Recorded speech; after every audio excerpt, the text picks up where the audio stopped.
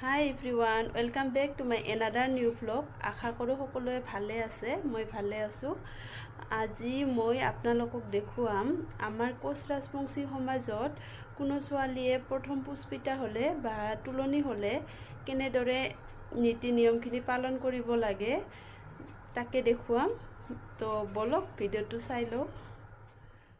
এইজনীয়ে হৈছে আমাৰ কইনাজনী, মোৰ ভাগিনী।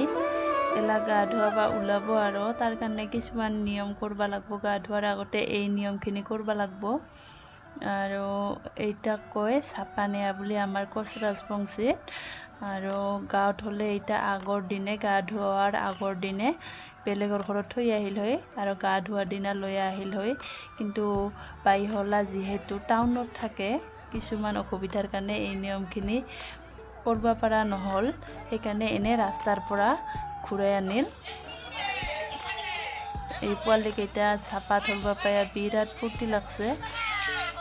আমিও সৰুতে বিৰাট ভাল পাইছিলোঁ এই কামটা কৰিয়া। ওচৰৰ কাবাই বাইদেৱে ধুৱানি হ'লে আমি চাপা ধৰাৰ লাগি যাওঁ।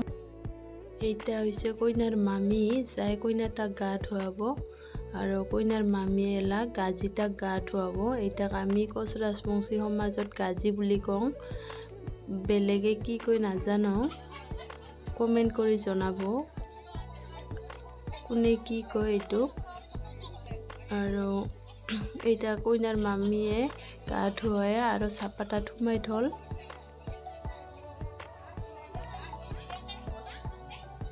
এবাৰ কইনাৰ মামীয়ে এই কলগাছডাল উহুলাই পেলাব।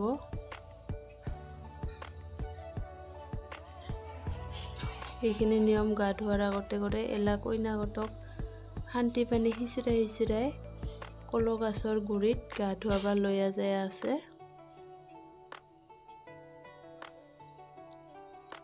এইজনীয়ে আমাৰ কইনা আৰু এইডাল মালা হ'ল কইনাৰ মামীৰ কাৰণে স্পেচিয়েলি বনোৱা হৈছে।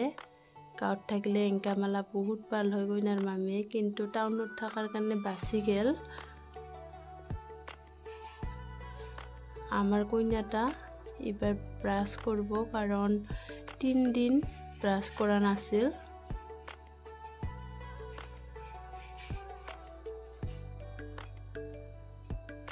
এলা কইনাৰ মামীয়ে কইনাটাক তেল দিয়া আছে, কাৰণ কইনাটাই এই হবিজ নুঠালৈকে তেল দিব নাপাব।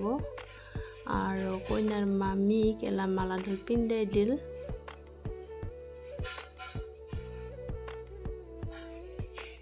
গাঁৱত থাকিলে আৰু বেছি ফূৰ্তি লাগিল হয়। আমাৰ কইনাটাক গা ধোৱা হৈ গেল আৰু এলা অলপমান সেন্দুৰৰ ফুট লগাই দিলে।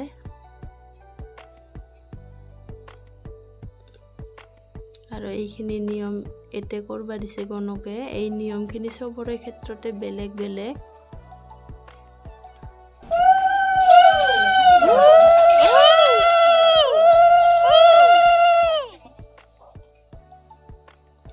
আৰু কইনাৰ বাইয়ে এলা কইনাটাক বোকা কৰিয়া চতাকাল লৈ যায় আছে। এইবাৰ হ'ল কইনাটাৰ কণ্ডলাত চাপা কইটাৰ পৰা অলপ অলপ পিঠাগুড়ি গাজিটা উঠাই দিল আৰু চাপাটাৰ চাৰিওফালে কইনাটাক ঘূৰাল। তাৰপিছত সেইখিনি বস্তু অলপ অলপ কৰি মাটিত পেলাই দিল কইনাই, গাজিটাক ৰাখি থয়। আৰু এইটা হ'ল কইনাই এইবাৰ চাকিটা ভাঙায়া ঘৰত সোমাব। প্ৰায় গোটেই নিয়মখিনিয়ে কৰা হ'ল আৰু অলপমান বাকী আছে। বোকা লোৱা প্ৰথা আমাৰ কোচ ৰাজবংশী সমাজত আছে। আৰু এইটা আমাৰ কইনাৰ ফাইনেল লুক। সাজি কাচি ওলাল আমাৰ কইনা। তাৰ পাছত এয়া কইনাৰ ডাঙৰ মামীক গাজিটা বোকা দিয়া হৈছে। এইজনীয়ে আমাৰ কিউট কইনাজনী, মোৰ ভাগিনী। আৰু তাৰ পাছত এক ভাগ প্ৰসাদ ভগৱানক চিন্তি আগবঢ়োৱা হ'ল। আৰু এই প্ৰসাদখিনি খায়া আমি এলা হোটেলত ভাত খাবা যাম, যিহেতু অনুষ্টুপীয়া কৰি কৰা হৈছে নিয়মখিনি। আৰু পিছত ডাঙৰকে পাৰ্টি দিব, ভিনদেউ যিহেতু বাহিৰত থাকে চাকৰিৰ সূত্ৰে। এয়া আমি বঙাইগাঁও বাজৈ হোটেলত ভাত খাবা আহিলোঁ। এতে যাক যেংকে পায় সেংকে খাবা দিছে পিনি যাৰ যিগো পচন্দ সিগতকে খাবা দিছে কাবাই হাঁহৰ মাংস খাইছে কাবাই ছাগলৰ মাংস খাইছে কাবাই গাহৰি খাইছে কাবাই লোকেল মুৰ্গী খাইছে মই কিন্তু হাঁহৰ মাংসকে খালোঁ কাৰণ হাঁহ হৈছে মোৰ ফেভৰেট মাংস বাকি ভিডিঅ'টো চাই কেংকা পালি চবে কমেণ্ট কৰি জানাবি ধন্যবাদ।